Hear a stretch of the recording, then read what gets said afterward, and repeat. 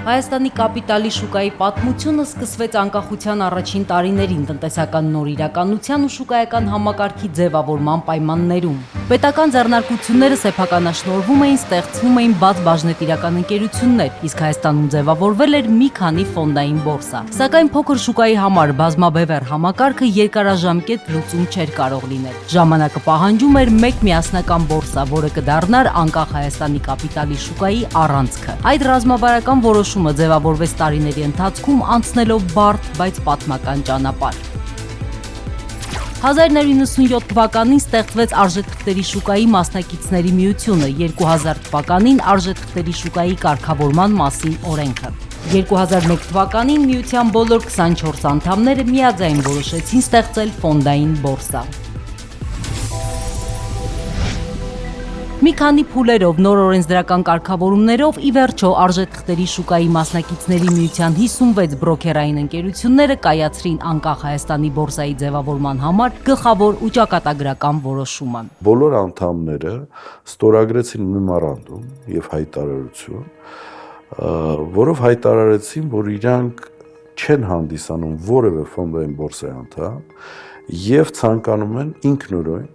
միասին ստեղծել իրենց ֆոնդային բորսա։ Մենք Հայաստանի ֆոնդային բորսայի այդ հիմնադրման օրվանից մասնակցում ենք բորսայի զարգացմանը, կայացմանը եւ կարելի ասել հիմնադիր անդամներից ենք։ Շատ հետաքրքիր է, որ բացումը լինում է։ Նույնիսկ հիշում եմ, որ դա անկախության 11-ն էլ դեռ չէր անցել եւ այդ ժամանակ պետք է ինչ-որ զանգ հնչեր եւ զանգ էին փորձում գտնենք քաղաքում, արդյունքում չգտան զանգ եւ գտան մեր չինական մեծ sense գոնգ ու բորսայի բացումը տեղի ունեցել այդ չինական գոնգով։ Ֆոնդային բորսայի ստեղծումը միայն առաջին քայլն էր կապիտալի շուկայի լիարժեք զարգացման համար անհրաժեշտ էին նոր կանոններ, ժամանակակից ենթակառուցվածքներ եւ միջազգային փորձ։ 2007 թվականին հայկական բորսան սկսեց զարգացման նոր փուլ, դիմելով միջազգային OMX կազմակերպությանը, խորհրդատվության, տեխնոլոգիական զարգացման եւ միջազգային ինտեգրման նպատակով։ Գաղափարը այն էր, որ OMX ընկերությանը ներգրավելով փորձել ներգրավել Հայաստան միջազգային փորձ արդեն զարգացած շուկաների եւ այն շուկաների, որոնք անցել են հետ սովետական ժամանակահատվածում այդ ամբողջ տրանզիցիոն ընթացքը։ Հայկական կապիտալի շուկայի ձևավորման համար այս կարևոր իրադարձությունն իրականություն դարձնելու համար բրոքերային ընկերությունները միաձայն որոշեցին բորսան ինքնակարգավորվող մարմնից դարձնել բաժնետիրական, նույնը նաև կենտրոնական դեպոզիտարիային էր վերաբերում։ Միջազգային շուկայում սակայն եղավ փոփոխություն, ամերիկյան NASDAQ ընկերությունը կլանեց սկանդինավյան OMX-ին։ Առաջի փուլով կարծես թե ոնց որ մենք սկսեցինք այդ վերափոխվել եվրոպական արժեքների տեսանկյունից, իսկ NASDAQ-ի ձեռքբերումից հետո սկսվեց ներդրվել որոշակի ամերիկյան մշակույթ։ Մեր համակարգերը ես համոզված եմ միջազգային լավագույն փորձի վրա են կառուցված, այդ թվում լավ համագործակցության վրա, որովհետև NASDAQ OMX-ն է եղել սեփականատերագի ներդրում արել, դրանից հետո նոր ներդրողները եւ ուժեղ թիմ է եղել մշտապես, հիմա էլ ուժեղ թիմ է եւ որը կարողանում է այդ միջազգային փորձը տեղայնացնել Հայաստանում։ Կենսաթոշակային բարեփոխումների շուրջ քննարկումները սկսվել էին դեռ անկախության առաջին տասնամյակում, սակայն նախաձեռնությունը գործնական փուլ մտավ 2000-ականների կեսերին, որպես օրինակ ընտրվեց Էստոնիան։ NASDAQ ընկերության գտնվելը Հայաստանում մեզ բերեց աղագին մեծ փորձ եւ գիտելիք, թե ինչպես պետք է կառուցել, ստեղծել դեպոզիտարիաներ։ Հայաստանում ներդրվեց նոր դեպոզիտար համակարգ, նոր սպասարկման միջոցներ, նոր մշակույթ, ընդհանուր միջև կենսաթոշակային ռեֆորմը նույնպես օգտագործեցինք էստոնական փորձը։ NASDAQ ընկերությունն իր հետ Հայաստանի ֆոնդային բորսա ու հայկական կապիտալի շուկա բերեց մեծ փորձ եւ գիտելիք։ 2015 թվականին NASDAQ ընկերությունը հեռացավ ոչ միայն Հայաստանից, այլ նաեւ տարածաշրջանից։ Սա հայկական բորսայի համար նոր մարտահրավեր էր։ Պետք էր գտնել նոր բաժնետեր։ Ինչպես կարելի է գտնել մի ընկերության, որ գա Հայաստանում, ձեռք բերի բորսա, ցավոք բորսան այն թվերին ընդհանրապես ակտիվ չէր, ծրագրային ապահովումը արդեն իսկ հնացել էր, հին էր,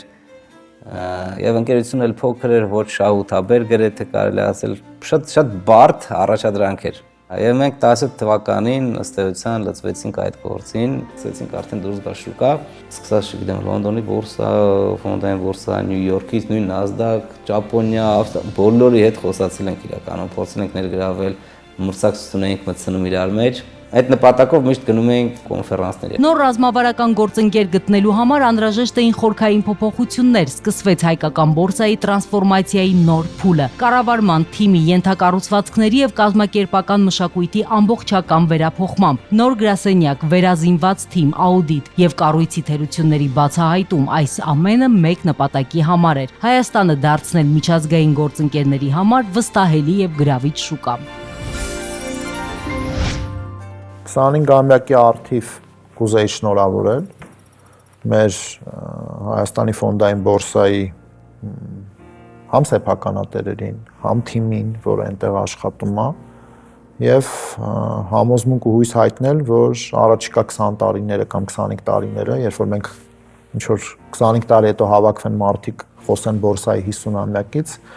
հուսամ, որ մենք կունենանք այնպիսի բորսա, որը բոլորիս երազանքների իրագործման հենց կիզակետում կլինի։ Հայկական բորսայի ձևավորման ու զարգացման ամբողջ ընթացքում իր ներդրումն է ունեցել Կենտրոնական բանկը որպես կարգավորող մարմին։ Բորսան որպես ինքը չի կարելի ասել, որ ինքը ուղղակի առևտրային հարթակ է, ինքը ենթակառուցվածք է, այսինքն այդտեղ պիտի տեղի ունենան ֆինանսական համակարգի, այդ ինստիտուցիոնալ առանցքային տարր լինելով ինքը իր շուրջ պիտի մատուցի այնպիսի ծառայություններ, որը խթանի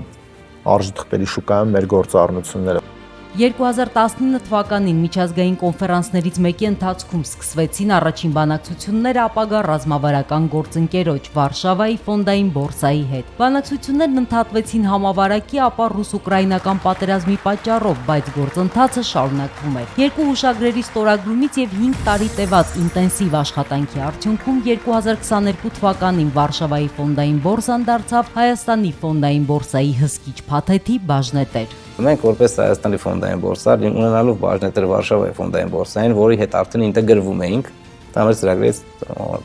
մեկն է, փոխադարձ հաշիվներ ենք բացում, փորձում ենք հետո բորսաները ինտեգրենք, սկսեցինք նույն կերպ ինտեգրել էլ ավելի արագ ընթացքով Աբու Դաբիի բորսայի հետ։ Ու փաստորեն, որ դառնանք կապող օղակ Եվրոպայի եւ Միջին Արևելքի մեջ։ Երբ որ մենք երկուսի հետ էլ ինտեգրված ենք,